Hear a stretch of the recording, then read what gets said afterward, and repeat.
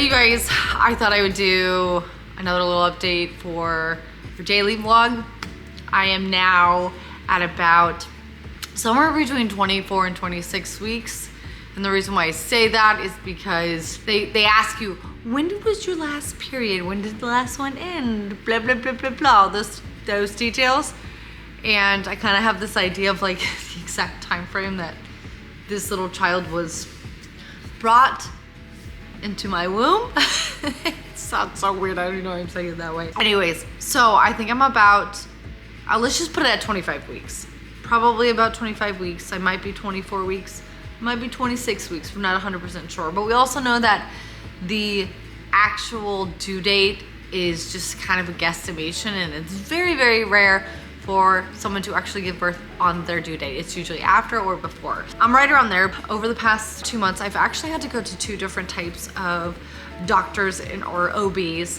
One is a maternal fetal medicine OB, and then the other one is obviously my actual OB. And the reason I have to do that is because I'm considered high risk, being that I'm 37, which anything over 35 is considered to be high risk. Also that I was on medication for anxiety. That's like another added little factor. I had to basically be cleared from this high risk doctor. I had my second maternal fetal medicine doctor visit yesterday. Gosh, it's a mouthful. Yesterday was actually interesting because I had to get an echo done on the baby's heart, and then they also had to check the development of the baby's brain as well. When they did the echo of the heart, they basically wanted to make sure that all the valves were working properly, all the chambers were working properly, everything was growing the way it was supposed to. Same with her brain. They wanted to make sure she was moving. They wanted to check just in general, like how well she was growing beyond that. And I got all cleared yesterday, and I no longer have to go to the high-risk maternal fetal medicine, I'm pregnant and old doctor. I'm out of the geriatric area of my pregnancy, I guess. Well, not really, but you know, what they consider. So I had that yesterday. I also had another OB appointment today, and we kind of just like went over a few things, some of my concerns, how I've been feeling, have I been feeling the baby move, and they also checked the heart again today. And it's so interesting, this pregnancy is so different than my first one because I have so many more appointments, being that I'm older and pregnant, than I did with Remy. And it's actually kind of comforting for me because Remy, I don't know if you guys remember, we had kind of a little scare with Remy where she had something on her heart, and I had to wait a little while to make sure that that had dissipated. And it was very stressful and very like difficult on me and Charles, and so it's kind of like comforting knowing that we have something to ease our mind by going a little bit more. Anyways, I am big and growing. Like, I am way bigger this time around than I was at this point in my pregnancy. I feel like than I was with Remy. It is insane. I know you guys want that close up of my stomach. I'm a lot more tired this time around. I feel like the energy level that I had before is just not there, but I'm actually hurting a lot more. And I hate to complain so much, but I want to be very, very honest with you about this time around as opposed to last time. And I think it's one of the biggest reasons, from my understanding after speaking with my doctors and just numerous people who've had more than one baby, is your body's just used to it. Your body's used to being pregnant and understands and knows now that it's pregnant and it knows what to do. And so I'm growing a lot differently, and I'm growing a lot faster, and my uterus knows what to do. So like there's a lot of like tightness that's happening, which I thought was contractions or Braxton Hicks, and it's actually just my uterus expanding. I feel like a lot of this pregnancy has been very similar to my first pregnancy, but also very, very different to my first pregnancy. For instance, I have varicose veins, which I've mentioned to you. This time around, they are 10 times worse. They hurt 10 times worse. They are way more extreme. They're very painful. They were painful before. They were like throbby before, but this time around it is just like a whole different ball game. Apparently that is something that can happen as well. And I actually had a conversation with my OB today because I was kind of concerned, and I wanted to make sure about like what would happen when I was giving birth to our next baby. And I was kind of asking questions like, do varicose veins rupture? Because I didn't know, because my varicose veins are very high up in my leg, very close to where the baby comes out. And I know, TMI, I'm so sorry. And I wanted to make sure that I kind of had all the information that I needed so that, you know, when the day came, if something were to happen, I was as mentally prepared as I could be.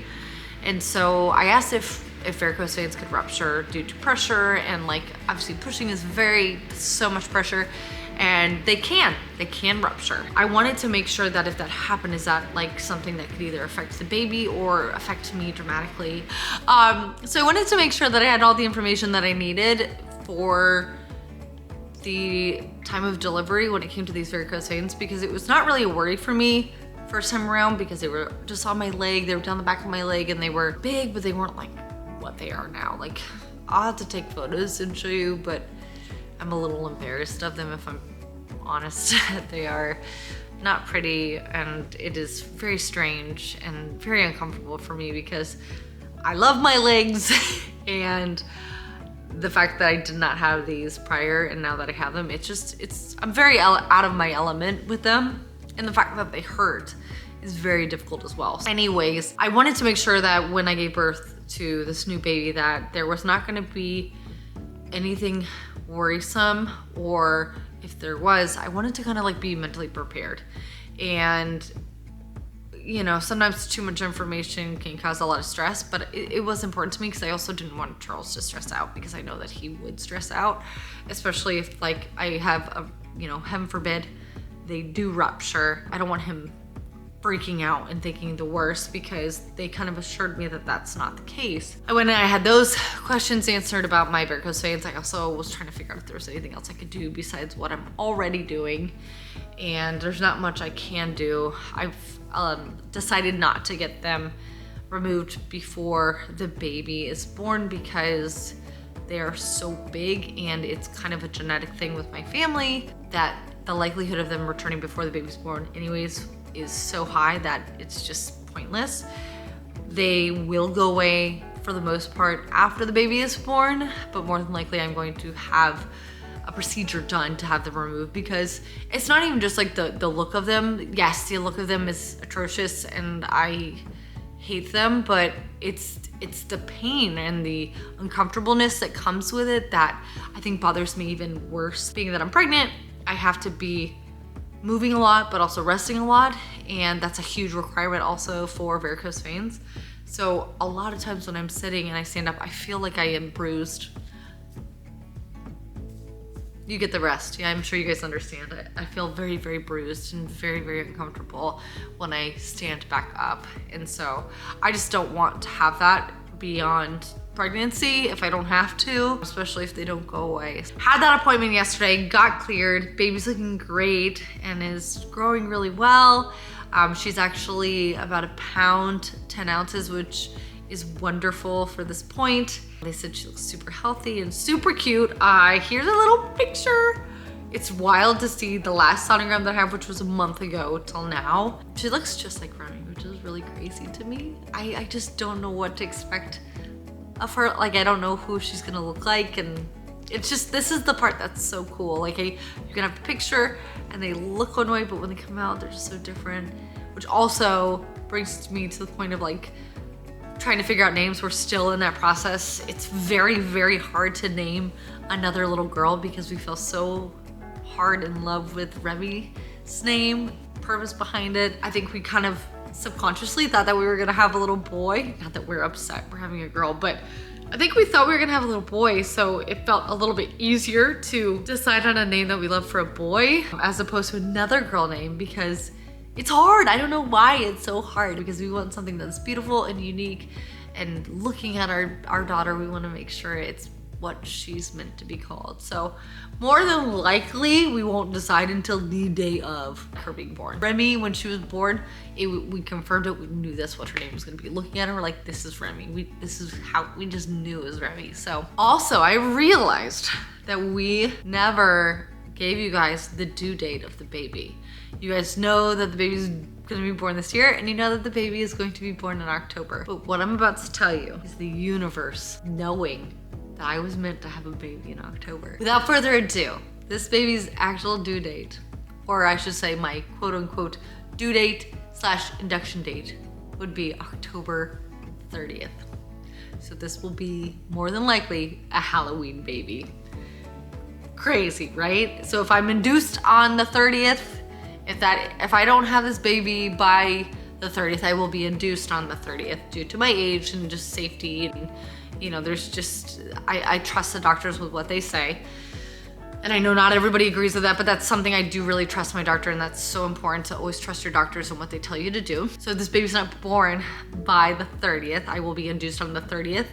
And then maybe this baby will be born on Halloween, which would be insane. I personally think she's probably gonna come a little bit earlier. But then again, what do I know? Remy came a week late. So far, like I said, I'm in my somewhere between my 24th and 26th week. Everything is going great. Baby's growing great. I'm just a lot more tired. I don't have as much energy anymore. I'm trying to stay as active as possible, but I know that I'm not as active as I used to be with Remy. I mean, I was working out and doing all these things, but then again, I have a 5-year-old, so that's kind of like a workout in itself. I don't really have any crazy cravings at all, kind of like how it was with Remy. I think the only thing that I really crave is fruit. Like I like watermelon, something that's super refreshing. I like something that almost feels like I'm drinking water with a little sweetness. So I've been eating a lot of watermelon recently. I haven't had any swelling. I've definitely gained more weight at this point than I did with Remy, which is totally normal, and I still feel pretty good. I haven't actually dipped into buying any type of maternity wear because I'm sorry, I can't do it.